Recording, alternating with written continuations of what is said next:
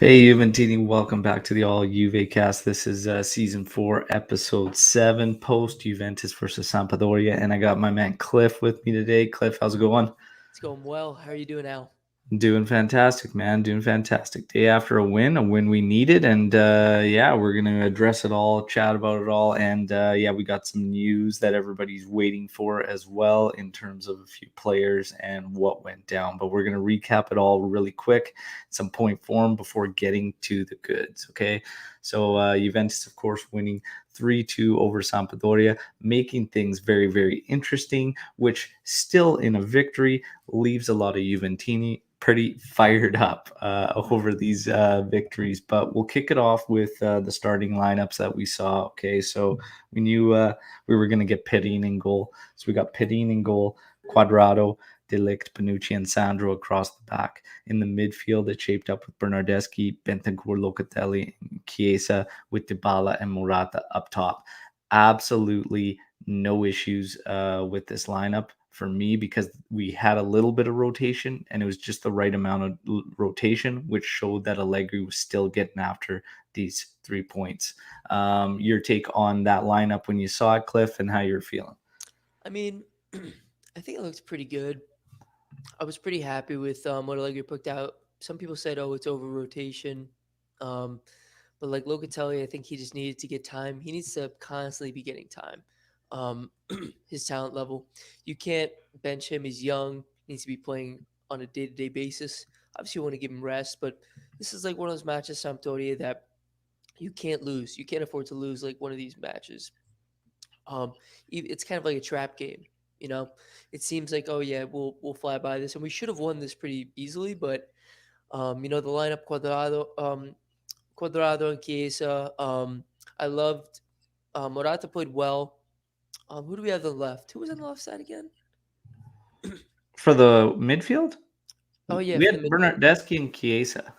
Yeah, so Bernardeschi, he was okay. He did his job. Like he didn't do anything special. I didn't really notice him a lot. Yeah. Delit was a wall in the back. Perin, I don't think Perin gets enough credit for how he played. I think he played a good match, all things considered. So lineup wise, we had no issues. No issues going in lineup wise. We're all feeling confident. We gave our predictions and whatnot, and yeah, I mean everybody was pretty confident in the win. I think Anthony had 3-1. I had 3-0. I was thinking a clean sheet. Silly me because we're at 20 plus Serie A matches now without a clean sheet. That has to change. Played about 6 matches. Juve's conceded 10 goals, but we will get into all of this. Nama coming in here saying disappointing performance, slow advancing the ball, inaccurate passes. Feels like they've just met and have regressed from last year. They left Yoshida like he was a lighthouse on an island. So that's maybe a little dire. I could see the game changing in certain moments, but let's recap it and go through the moments and then give our summaries towards the end there. So we've got 10-minute perfect start for Juventus in the 10th as Dybala latches onto a ball that was just tapped over across from Locatelli after he tried a drive that was blocked, and Dybala finishes it spectacularly. Great finish. 1-0 up Juventus. Perfect start. Minutes after that, like a minute and a half, Dybala again leading the rush. Odd man break against Sampdoria. He finds Chiesa over on the right, and Chiesa absolutely has to finish this. He does not. And of course, Sampdoria still in the mix, but that's one that Chiesa would have wanted back 100%. He's got to finish that. 13th minute, Dybala again slotting to Morata, finding him as he gets a half break coming off the left side.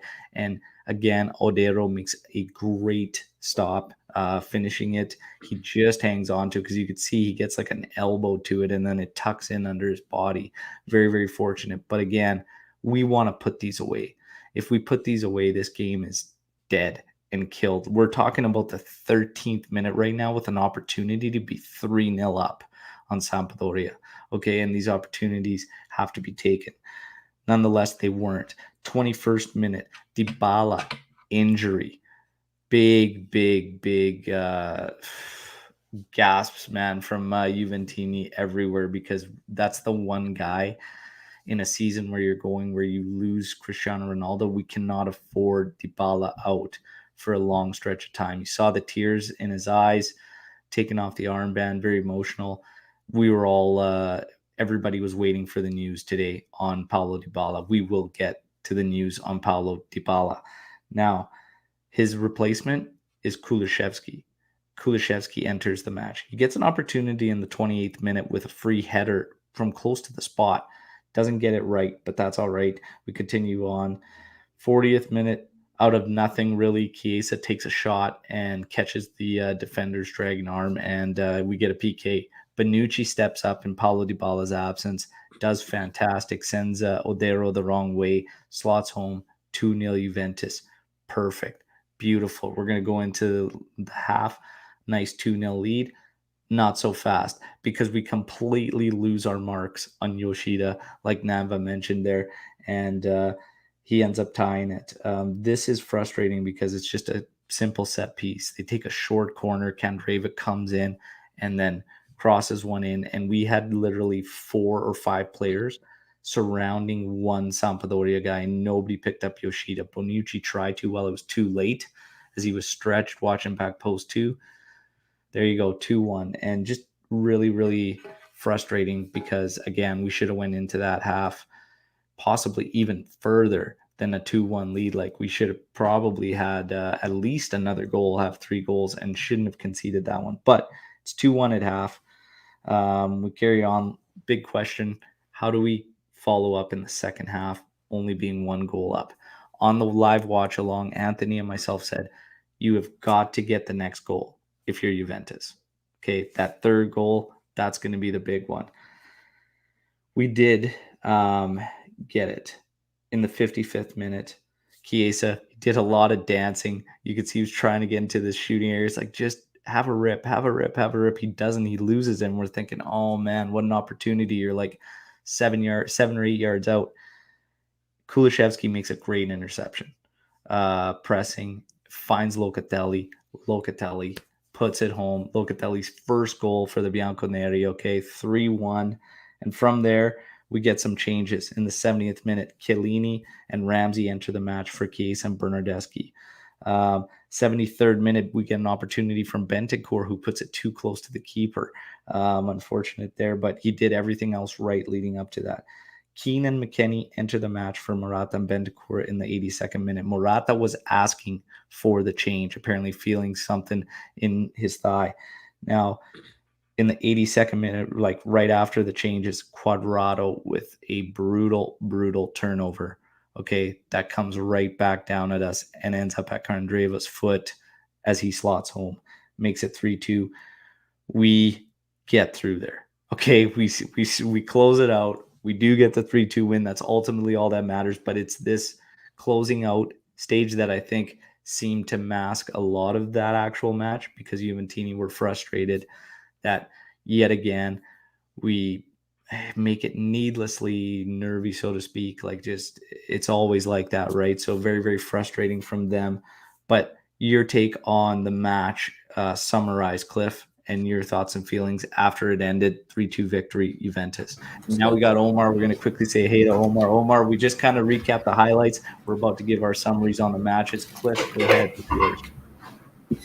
So, real quickly for the match, I think overall, I'm a little bit disappointed in terms of possession. I thought we could have held more possession. I think we ended up with like 59%, which is good. But against the Sampdoria side, which doesn't really have a lot in the midfield compared to Juventus, like I would say Juventus' midfield is significantly better. Not saying much, but we should have held, I thought, like 65%. We really should have held more, and the quality of the possession should have been better. Um, but I mean, there was some really good moments for Juve, like the Dybala goal. Obviously, early on was really great. Chiesa's almost goal was really good.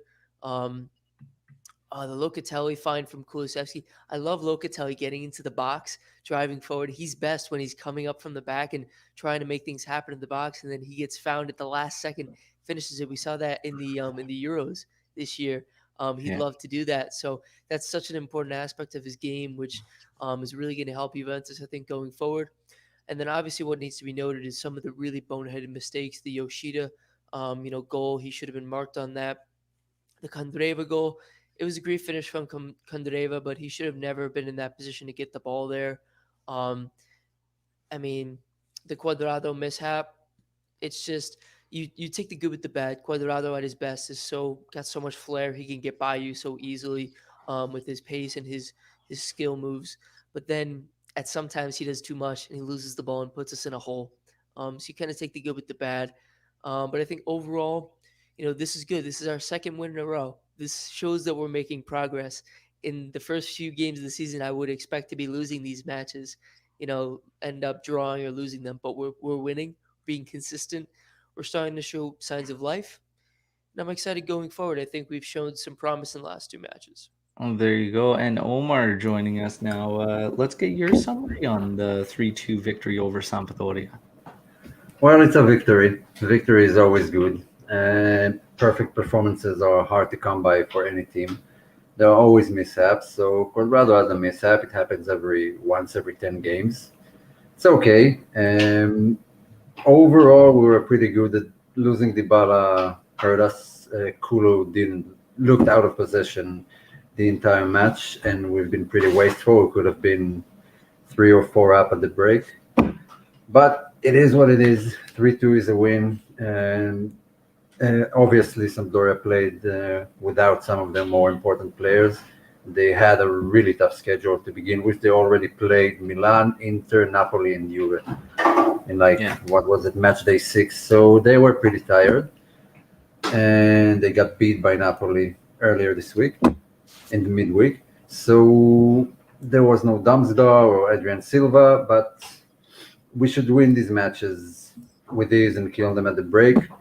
But I'm happy with the win. I can't complain. There are a few spots that I would have liked to see something different or done better, but overall, I enjoy the win.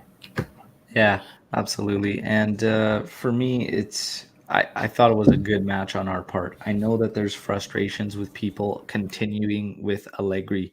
Um, Basically, in the 70th minute, when he makes the change that switches us to three at the back, saying that we cannot invite pressure. But I didn't feel that frustration in this particular game. And the reason I didn't was because Sampdoria was basically toothless in this one.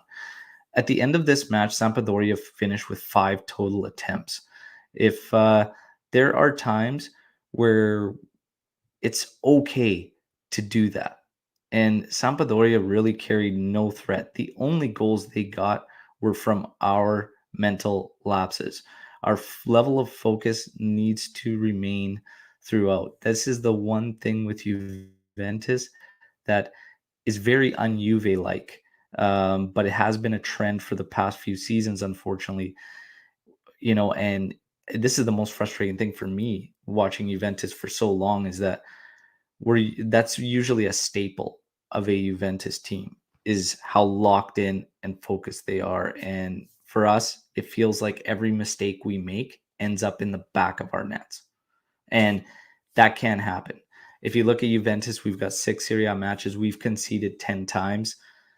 Allegri speaks to it all the time, bringing down the number of goals allowed. In this particular match, I was not frustrated with him going to a 3-man at the back because Sampdoria, again, there was little to nothing there. Other than Cuadrado making that error that gave them the rush back against us where they found a goal against run of play, and just missed marking on a set piece that they scored those 2 goals. They literally had nothing other than a shot from Quagliarella from like 25 yards out that Perin stopped. It's fine. It's fine to do that in certain matches. I agree with some Juventini that there are certain times you don't want to see that, and the game does not call to go into this defensive shell or whatnot. This one should have been much, much more comfortable. And again, alluding to Cliff's point in possession, decisions. We have to be smarter. We have to make better decisions in possession and not give it away so cheaply. That continues to be something that is kind of haunting us because we give our opponents the best opportunities. They're not necessarily creating them on us. It stems from bad possession. Quadrado got bit on that, but I can't really fault him because I think overall his match was pretty good. The only thing was, Max even said before this one, Bentancur and Quadrado were two guys that are very, very tired, that are going to need rest. However, he still started them, which showed to me he's going after the 3 points. He's still being aggressive and he's being light in his rotation. I will take Quadrado at a little bit fatigued over Mattia De Chilio every day of the week and twice on Sunday. I don't know about you guys, but I take Quadrado in that instance 150% of the time. Okay, so we can't really go at Allegri too hard in this particular scenario. Do you guys feel the same? Like, I felt Sampdoria was really, really toothless in this one. I wasn't concerned about that, and I didn't think he needed the criticisms of going into a defensive shell in this match because I saw no threat. Do you guys agree? Yeah, I didn't see like a Sampdoria. The scoreline lies a bit because they weren't that close to matching Juve on the field. And Quadrado's mistake, this stuff happens. Every player does a mistake sometimes, and you learn from it and you grow from it. And it happens every now and then. I watch a lot of football. There isn't, a Saturday without this type of mistakes from great and fantastic players. I'm sorry it cost us two major players for the Chelsea game. I thought Allegri wanted Danilo. That's why he rested him. I think he's important playing against Chelsea because we'll be on the back foot. But the game was Juve's to lose. Like those Morata, Chiesa chances should have been buried, and a bit of a scare, but ultimately we won. So what is there to complain? It's like trying to find something that went wrong in a win is a bit weird to me. Yeah, I agree. Cliff, your thoughts? So, you made great points talking about possession again. I really want to highlight Perin because he wasn't called, to make saves a lot, but when he was up to it. He made that great save on the Quagliarella shot. Really good save because that was a really tough shot. Um, and also, I want to make a quick note. Somebody said Omar looks like Bonucci, and I can't stop thinking about it. You look so much like Bonucci. I feel like I'm talking to the Yeah. man himself. Yeah, once every podcast someone mentions it. Sometimes Chiellini. You're his long Combination lost of the brother. two. Yeah. That's brilliant. Okay, so we touched on that. We all feel the same. I mean, we agree on all that. Highest rated player in this one and your lowest rated player in this one. Let's kick it off with Cliff. So my highest rated, I think, has to be Locatelli, because the way he was playing, not just on the goal, but overall in terms of he was kind of quietly having a very, very, very good game. Like he was being very solid in the midfield, making good passes, good movement on and off the ball. So he is my man of the match, for me. And I hate to give it to him because most of the match was good, but he put us kind of in a scary situation near the end. I'm going to give the lowest rated player to Cuadrado just because he kind of gave us a little bit of heart palpitations near the end of the match. Okay. Omar, your highest rated player for the match and lowest. Highest rated player I gave to Matthias De Ligt. He was a monster. He wasn't at fault for any of the goals. And lowest rated, might have to give it to Chiesa. And he was very wasteful and looked, just all over the place without a real purpose. And that miss at the beginning kind of hurt him, and then he tried too much. But you have to take criticism every now and then to evolve as a player. So this wasn't Chiesa's match, but we all seen that he learns from it and grows and becomes better. Yeah, absolutely. So it's very, very interesting. I think for the highest, I had Locatelli as my highest. I had De Ligt very, very close to him. And I'm going to go with Locatelli. I think he was, my tweet basically said he was a silent assassin in this one. He was kind of like under the radar there, but doing everything so well.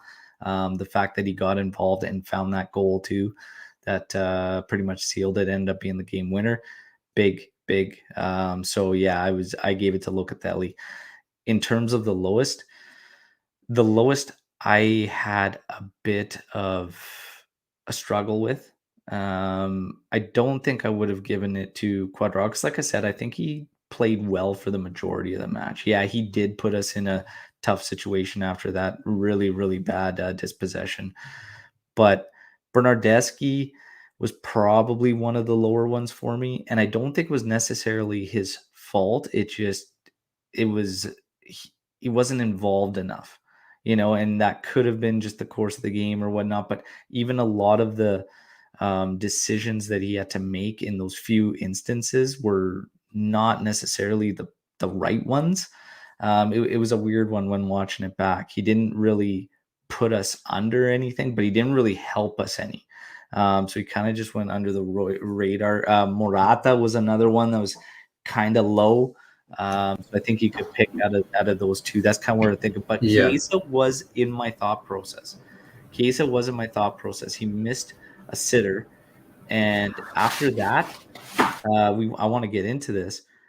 I really felt like he just tried to do way too much after that miss, and it became very, very frustrating. And I know that a lot of Juventini are gonna uh, they protect this guy so much, and Allegri gets absolutely blasted for saying that he needs to be better in moments and scenarios and whatnot. But this again highlighted it tremendously for me. After that miss, it was just, man, the dribbles. It's just hit the thing. He had an opportunity too. He's 6 or 7 yards out. Luckily, they made an errant pass at the back that Kulishevsky cut off and found Loka for that third goal. But otherwise, Chiesa's right in a striking position. Take one touch and have a hit, and he's just dancing and dancing and dancing until he runs himself right into two defenders. But it was a frustrating one for me watching Chiesa.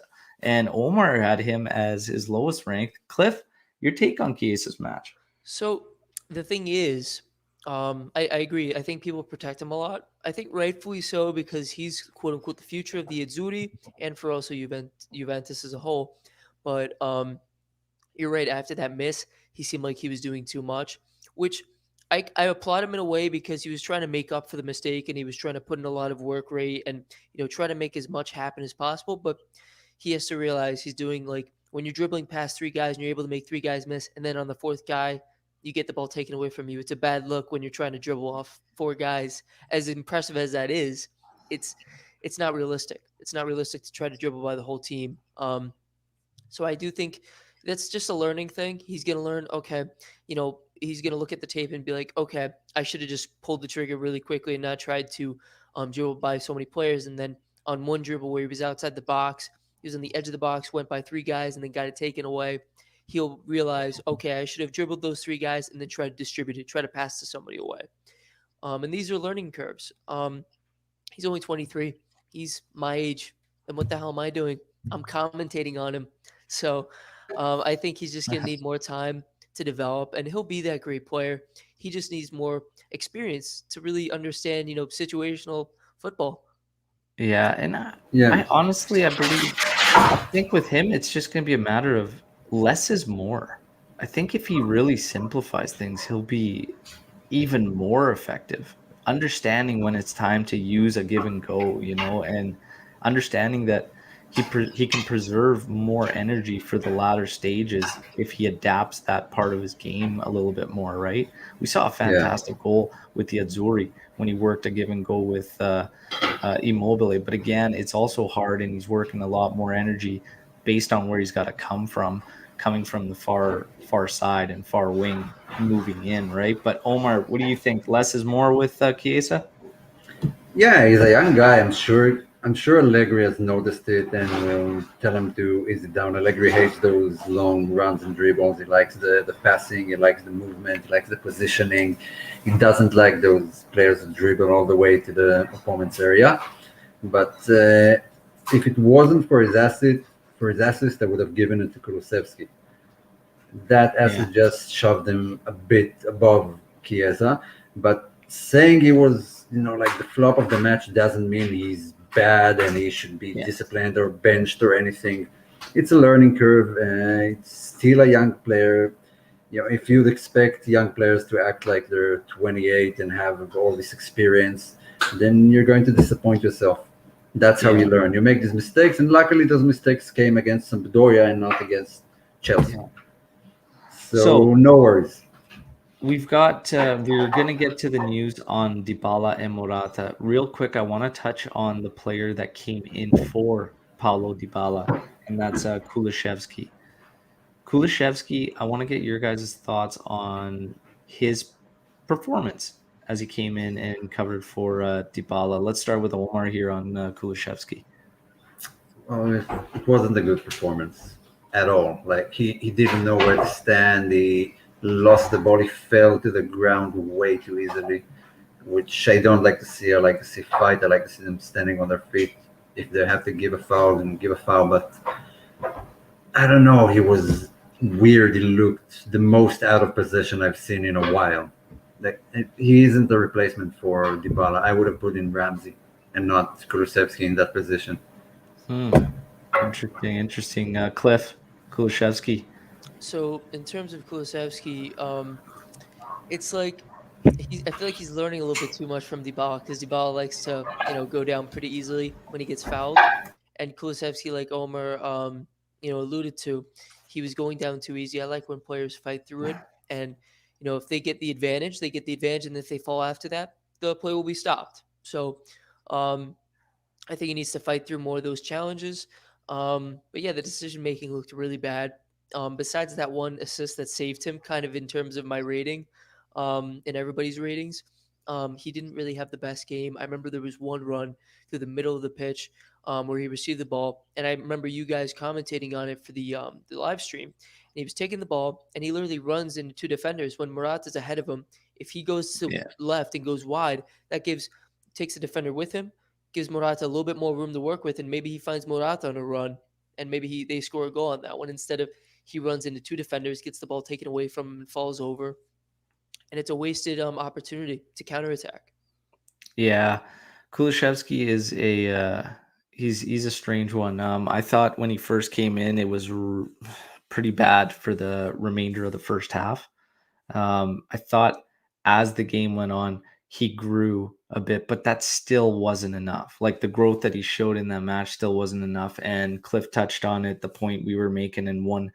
It was it could have been a pretty solid attacking sequence, but he chose to run the ball right into the mix of Sampdoria players rather than but break out wide, and it would have again given Morata that room. And it's that understanding of these moments, and it's exactly what Allegri has said about Kulishevsky, the same way that he talks about Chiesa, understanding moments of matches, scenarios, making the right decisions. It's all about making the right decisions more frequently. And that is something that some of these guys need to do a lot more of.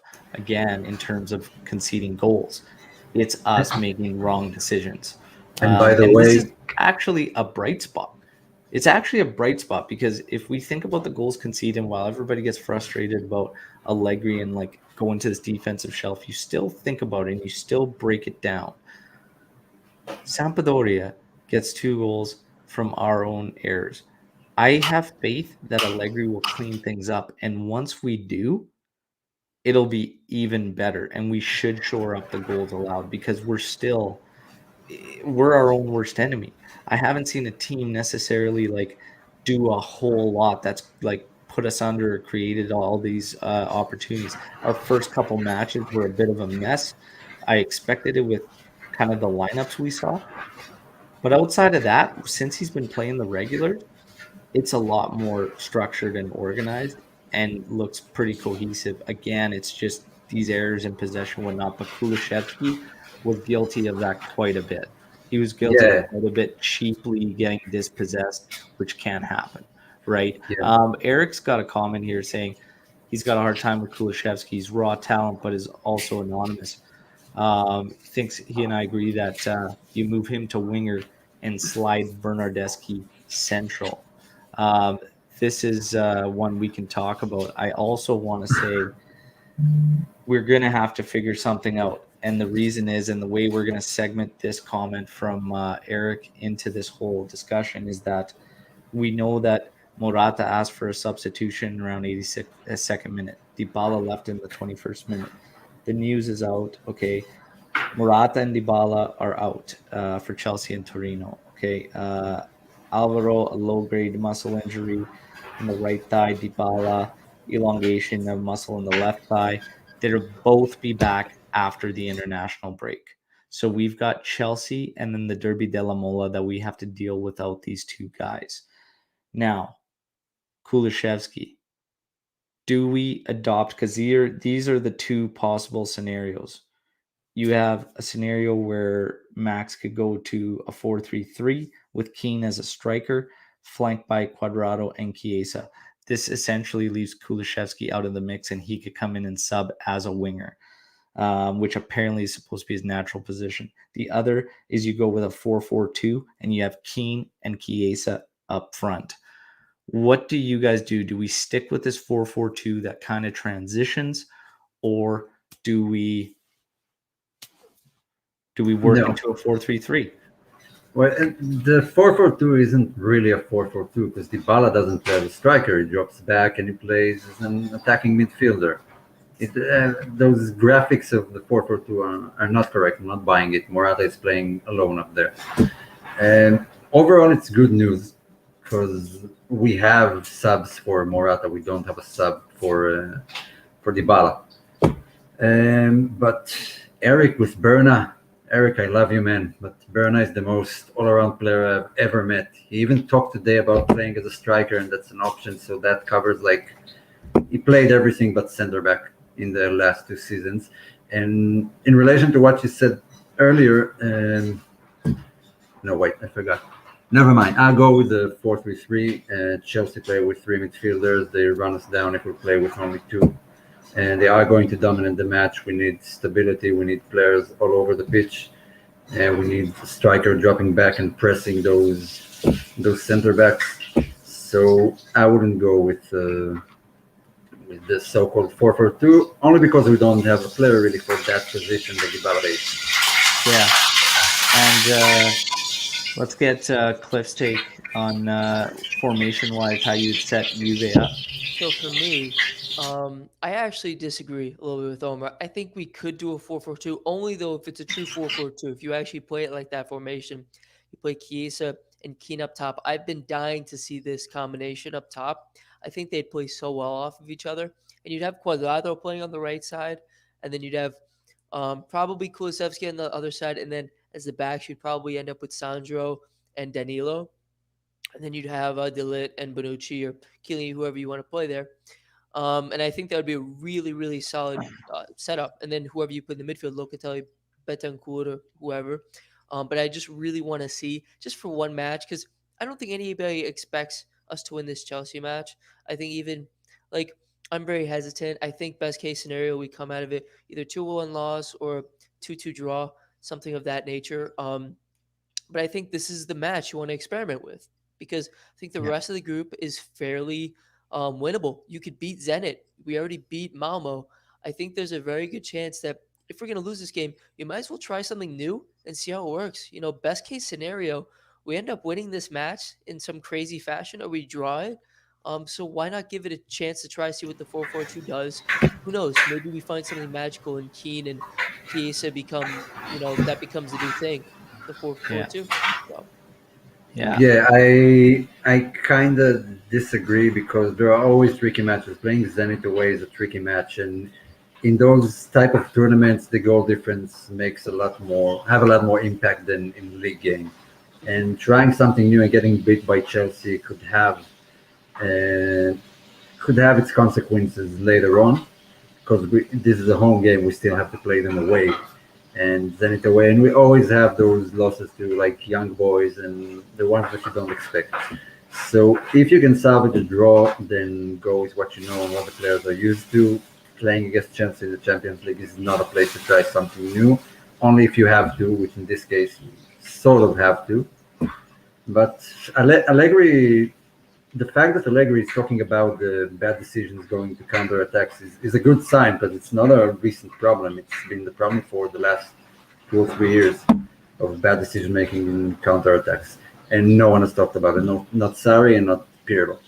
So the fact that he noticed it is a good sign, and that will be the type of game we'll have against Chelsea.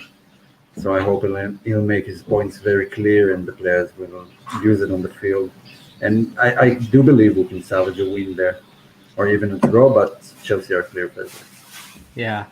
And then we've got some comments coming in here. So RB Comps coming in with, why was Dybala crying? Did he think it was a more severe injury? I think everybody thought it was obviously more severe. Um, Bob Yogasal saying, good news. The crying reaction we thought we would be out for months again. And Bob also comments that someone said in the media that leaders don't cry on the pitch. That someone was Di Canio.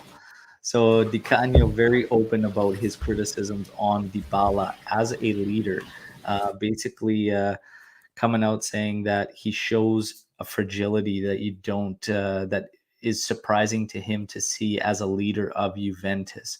The fact that, he missed a PK against Lazio and drops to the ground, and he cries for normal things about athletes, and he really criticizes Dybala for being the leader of Juventus. And this is an interesting one because,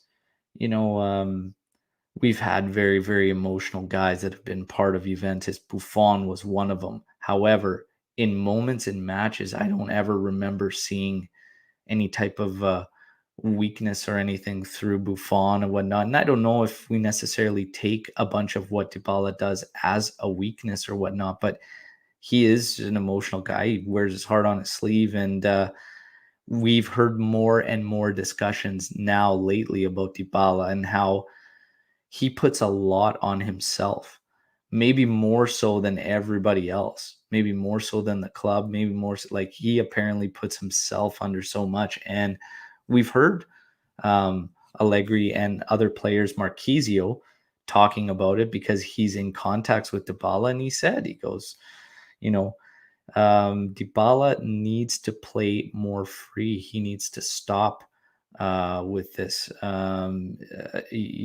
putting so much weight on himself, because that is how you'll get the best Dybala. And the other thing is we've seen a lot of players that get emotional at times in football and whatnot. And I don't know if it's tough. And with some athletes, it really depends on how they're perceived at that particular moment, because some say it's passion, it's all this dedication, whatnot. And then if you're maybe not on the right side of media currently, then all of a sudden it's a weakness. I don't take much out of Di Canio's words personally. I've always said I believe Dybala could be a leader for this team. However, I understand the criticisms for those that feel that he maybe can't. But if we look at the scenario surrounding Dybala currently, I do not take weakness out of this scenario. And the reason is because we know what a hard year he came from. 2 times COVID, an injury, worked his ass off in the offseason, and then to get hurt again when he put so much on his team because of the absence of Ronaldo and Ronaldo leaving, and Dybala realizing he's got to step things up and him wanting to. I understand the breakdown. I don't see it as weakness. Is that just me? Do you guys see it as weakness? I was gonna say that in terms of him crying, the reason, obviously we know now it's not a super serious injury. It was obvious that he was crying because he's probably just thinking, "My gosh, can I catch a break?" Because that poor guy, the last year, can't catch a break. COVID, like you said, already injured a bunch of times last season, and now he's playing he was starting to play really good football, and then he gets hurt. So I understand why he's upset. Like, that's a really upsetting thing. Especially, when you said he puts a lot of weight on himself and a lot of expectations upon himself. And I think a lot of people throw a lot of weight on him too because he's such a talented player. But I don't think emotions are a weakness. It's actually a strength, because you can empower your teammates in some of those key moments. It rallies the troops in a lot of instances. So I don't think it's a problem at all, because you remember Ronaldo, everybody praises him for, rallying his team and stuff. And he's a very emotional player too. So I don't see a problem with it at all. Yeah. Omar, what do you think? Yeah, so I mean, I have no problem with Dybala being emotional. If you think he shouldn't cry because he should be a man or anything like that, then grow up. It's okay to be emotional. A lot of guys are emotional, and these comments usually come from players who haven't done too much and haven't been in the positions of leading a team and carrying them on your back, especially Di Canio and Antonio Cassano. And they are always the ones to criticize, and I don't take the words too seriously. And it's easy to stand from the side and say what he should do and how he should behave and blah blah blah. But the pressure on those players, the hate they get from social media and on the street, and he came back from a really rough year, a lot of injuries, and he was on fire for those 20 minutes. Yeah. And he finally feels like it's coming together and he's in shape, and suddenly just this injury that wasn't caused by a foul or anything. It's frustrating. I can understand crying over it and being that's one way to show frustration is crying. It happens to every player. Ronaldo, Eric said Ronaldo cried because he got Yeah. a red card in some meaningless game in the Champions League against Valencia. Yeah. So everyone cries. It's natural. Don't feel like you shouldn't be emotional or anything. It even more so points to you caring about what you do and want to do Yeah. better. So I highly appreciate it, and don't judge anyone until you've been in their shoes. And Yeah. just give some perspective. I played club soccer, so not very high level at college. On my last game, at the end of the match, I started bawling like a baby.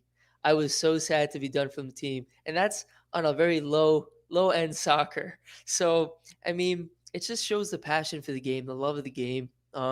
People exude it in different ways. So I don't think I mean, who the hell are we to tell people, how to feel? I mean, they're not robots. These guys aren't robots. They're people Yeah. too. So we just have to always keep that in the back of our minds. They're not like immune to emotions and feelings. So Yeah.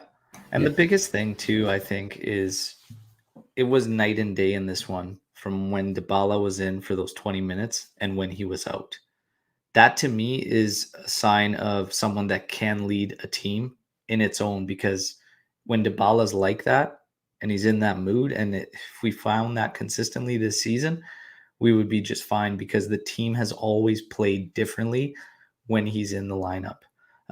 It's just he adds an element, and that alone can be it. There's all sorts of different styles of leaders, but to criticize him because he had a breakdown after an injury that he feared was more severe than it is, not really fair, in my personal opinion. So I'm fine with that. Now, the good news, again, like we said, these guys are only out until the international break, so they'll probably be back after that. That leaves us with the two matches, Chelsea and then the Derby della Mola.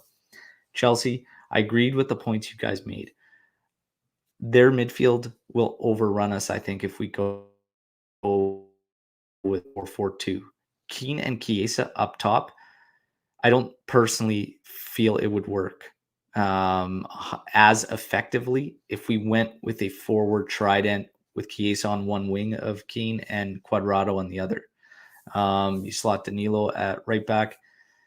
4-3-3 for me is how I would line up against Chelsea. The good news about this is that, again, we talked about growing pains of a team and younger guys and everything. And Dybala, Morata being out absolutely does it hurt us. Does it change our expectations? Yeah, it could. We're being realistic. I mean, these are two big guys you want in that match. However, this is big for those other young guys because number one, you always have to learn how to play without some of your key guys. And number two, it's, man, trial by fire. And they will learn a lot about themselves, these young guys, in a tough test like this in the Champions League. Good news is it's at home, but it's still going to be tough. I'm not completely sold that Juve doesn't come out here. Like, I know a lot of fans are talking, throwing that L out there already. I'm not so sure. I'm not so sure. It could be an interesting one because even if you look at Tuchel there and what he does with Chelsea and whatnot, they're not necessarily going to be, uh, guns blazing necessarily. Like they take a pretty reserved approach for the most part as well. And let's not forget their main man is a guy we're very comfortable pocketing. Okay, so Lukaku does not instill fear in Chiellini, Telict, or even Bonucci for that matter. So what's he only? I think he's only put one in, and that's from the spot. I could be mistaken, but we're not concerned about him, and I'm really not. And I think anything can happen in the Champions League. So I'm not going to just drop all expectations, but of course, 150% it would be much, much better with Dybala and Morata in the lineup. But overall, anything can happen. Anything can happen. Right, Omar? Of course, one red card at the 20th minute and the whole game changes. Like this is football. It's all fun and games on paper, but it doesn't say anything about the match itself. Like Chelsea could have 90% possession all game long. Barcelona used to have that, and they didn't win every game of the season, and teams beat them and disqualified them from the Champions League. So this type of stuff happen if you think you know how a match is going to end, and then you haven't watched football enough and know that this type of stuff happened. Injuries. They have played Man City and lost like a couple of days ago. They have one extra day of rest, more than us. Yeah. But I'm always optimistic, and I always want Juve to win. I'm not delusional. I won't say we're the better team and we can win easily or anything. But if you don't believe we can, then don't bother watching the game because that's just football. You got to What have do you- belief. You got to have the belief. And I'm going to say we've got the Derby della Mola after that, which again, I'll feel comfortable with. We should feel comfortable with. Just got to get by these two games. Let those guys heal up going into international break, okay? But 4-3-3, and I will say this, possession style, Chelsea, all this, Moise Keane can cause some damage. So if we want to get into a counter-attacking thing, whatnot, it could be fine. Chiesa in a 4-3-3, we should hopefully be able to find him in more 1v1 scenarios to exploit, and that was when he was best. In the early stages with Pirlo, we actually engaged that quite a bit. And when we were, it was fantastic. That's why I say if you have Cuadrado and Chiesa flanking Keane, could be one hell of a trident. Very, very interesting. And Chelsea's going to have to be careful and very much be aware of that counterattack and that counterpunch with those guys. My one thing is Rabiot and Bentancur cannot share the pitch at the same time. It can't happen. They're way too similar, and you just don't have enough of a punch out of that midfield. Both of those guys are pretty weak in terms of the final third in all aspects. Decision making, shooting, the passes. You've got to mix that up. So who do you put in there to mix it up? If you guys even agree with me that you can't have both of them in there, because I truly believe you can't have both of them in there at the same time. Is McKennie enough of a punch? What do you guys think? Cliff? So I 100% agree. But Bentancur and Rabiot cannot share the midfield. I think Locatelli's a lock. For me, the way that I've been seeing Bentancur play lately, I don't think he's shown that he deserves to be starting. And Rabiot, I barely think he deserves to start either. But personally, I've seen him make more runs going forward than Bentancur. And after that, clear opportunity Bentancur had in front of goal this past game, I'm honestly willing to give Rabiot a chance because when there's good defensive, when there's good solid defense in the back and Rabiot goes forward, he usually does pretty decent. It's really just when he has to go back and defend is when he's a liability. So I think if you put Locatelli, and I think McKennie deserves to play. I think he's quality enough defensively, he's solid enough defensively that you play Locatelli and McKennie together, solidify that defense. And then you put Rabiot, let him kind of float a little bit more higher up the pitch and don't force him to go back and do any of that defensive work rate. I think you see this team looking a lot more comfortable in the midfield. Yeah. Ali, you're muted. My bad. I was coughing. I didn't want to cough into the mic and bother everybody. Omar, your thoughts? I'd go with it. It might sound funny, but Eric will like me. I would go with Keane, Chiesa, Bernardeschi. Um, if we play a 4-3-3, the midfield, I don't know. Rabiot was injured a bit, and Bentancur played, I think, every game this season. Might be wrong. But yeah, I agree with Cliff. He hasn't showed that he deserves to play in that match. But when I look at the other midfielders, I don't know who did. Like McKennie hasn't played enough. Ramsey hasn't played enough. So I still think these are the three players we'll see. If it was my choice, I'd play. I don't know. I'd play McKennie probably. But Locker really needs someone, a competent midfielder next to him because it just looks I asked this, weird. I asked this question to the group, and it was because I truly think like until Arthur comes back, which could potentially be the end of October, I see when Arthur returns that freeing up Locatelli to go as a Mezzala and start to get engaged further up the pitch and really support the play. Do you guys see any of the other midfielders that we have that could help do that now? Yes. Nicolo Rovella, the savior of Genoa, he could come back and he could start in this midfield right away with his Oh my talent. God. 100%. I'm not even kidding. I think Rovella slots in with Locatelli, and this midfield looks significantly better. So you would have had Rovella in that Regista-esque role to get Yes. Locatelli freed up to the side. 100%. I actually trust Rovella more than I would Artur. I mean, if you look at Genoa's matches, Rovella owns that midfield. He literally, he's the only player that sticks out to me on that Genoa team. You don't have to convince me on Rovella. I like Rovella. I'm on the I just have Rovella to hype train. convince But Anthony. Anthony's this still very doesn't answer the question, Cliff, of who do we see any of the guys we currently have in the locker room? Artur then. I think Artur, once he comes back in, So it's right basically now, not an option to do with any of the other guys, and you guys would not feel comfortable with anybody else playing in that Regista role to free Locatelli up now, because I think that would be a significant upgrade for us overall. But again, I'm reserved about anybody else doing it. Yeah, I'd go. The only player who's played that position in the current squad is Danilo, and he hasn't played it that much. And when he did, it was convincing for like 1.5 games. And so, funny enough, I would play Rabiot there. He has the physicality. His defensive work is good. His attacking contribution is not good.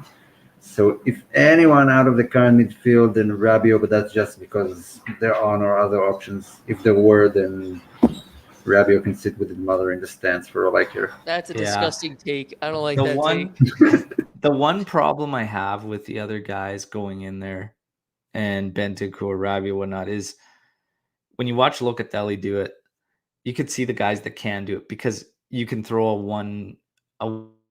one touch pass there. These guys need Bentancur, Rabiot. They always like it. The sense of urgency isn't at the level that it needs to be when you're in that spot. So I'm afraid. I would love to see it because I think it would help us out tremendously if we free up Locatelli like that. But again, we just can't do it at the cost of the other guys, and it's a shame. But I think once Arthur gets back, I think that's got to be an option for Max, and that's what he's got to look to do. As we get close to wrapping up, what percent chance do we think we have beating Chelsea midweek? Who's going to take this one on? Throw a percentage out. I'll throw a percentage out. I want to say 20. 20% chance of beating Chelsea. Cliff, Yeah. what's your percent? I like Omar's. I'm gonna, just to be slightly different, I'm gonna go 18.5%, just so I'm not exactly on Omar's prediction. 20% chance, eh? Oh man. Wow. Anthony, 100%. Oh God, Anthony, what the hell's wrong with you? Let's be 50% realistic. Enlightened Buzz. 37% for Eric. I was gonna go with somewhere in the 40 to 50 mark, to be honest, even regardless of the guys we're missing. Sometimes absentees like that can fire up the rest of the guys. You never really know what happens, and it's anything can happen. Again, if they get a red card or something, like some changes the game drastically, it's always closer to 50-50. But straight up, given the guys we have, yeah, maybe 40%, probably somewhere in there. We got a lot of 25s, a lot of 25% I just don't there. agree with No, Han. I don't agree with no Han. Dybala, no Morata. Come on, we're missing some key guys against the team that basically misses no one. If they do miss someone, they have world class replacements for every position. The only place we can really beat them and we're better than them is Chiesa versus Marcos Alonso. Yeah. Yeah, 40-50. Damn, you're a pretty confident guy. Well, hey, anything can happen. It's 50-50. It's I don't know why 50-50. Ant's saying 100%. Like, I don't think Anthony's this. crazy. You've known his predictions, right? You've seen his predictions. Yeah, Cliff, he's you've a been little with the bit of team a. long He's a enough. wild Also, card. by the way, 2 weeks in a row, Okay, prediction nobody champ. likes to know it all. Nobody likes to know it all. Prediction champ. Here we go. Look, pretty confident. Yeah, you got to be confident. And the nice thing is, all the things that Omar touched on, I hope Chelsea goes into the match feeling the exact same way, because that's what leaves teams open for that throat punch Mhm. where we can maybe capitalize. I will always have faith and hope and belief in the team. But I know I'm also realistic. That's why I dropped it to 40. Okay. Football's 50-50. I'll drop it to 40. Let's see what happens. Maybe the guys will surprise us all. But yeah, ultimately, this was recapping the Serie A match. We are going to do a Chelsea Champions League match day live. Omar, you'll be joining me on that one. We got a lot of good stuff planned. We always have fun. There's going to be some fantastic trivia for this one. And very, very excited. Champions League, regardless of who's playing. It's always the Champions League matches that get me jacked up. And the trophy itself may be making an appearance for that match day live. And real quick, something I want to touch on, we didn't get a chance to. Again, Alex Sandro continues to play fantastic. Against Sampdoria, we didn't really touch on it, but he was one of my guys that could have had a man of the match. Sandro's like flipped the script, and I've been very, very hard on him for several years now, but he had a great match against Sampdoria as well. It should be in the mix. We're going to need him to have another big match, and the biggest question mark around him is how consistent can he be and how much gas does he have in the tank to be like that. But man, everybody's gonna have to be sharp on Wednesday come Chelsea match. What do you guys think so far of Alexandro this season?